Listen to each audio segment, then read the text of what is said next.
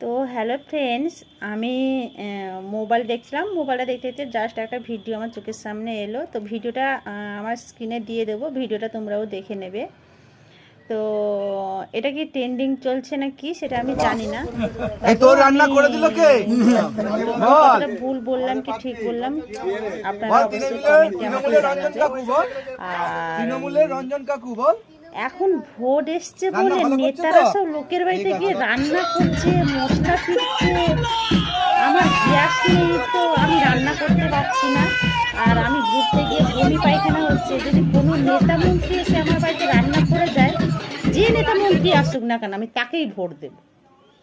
তো যদি ভিডিওটা ভালো থাকে তাহলে নেতা মন্ত্রীদের বলছি অবশ্যই কমেন্টে জানাবে, আর আমাকে এসে রান্না করে খাওয়াবে। আমি অবশ্যই ভোট দেব, অবশ্যই ভোট দেব।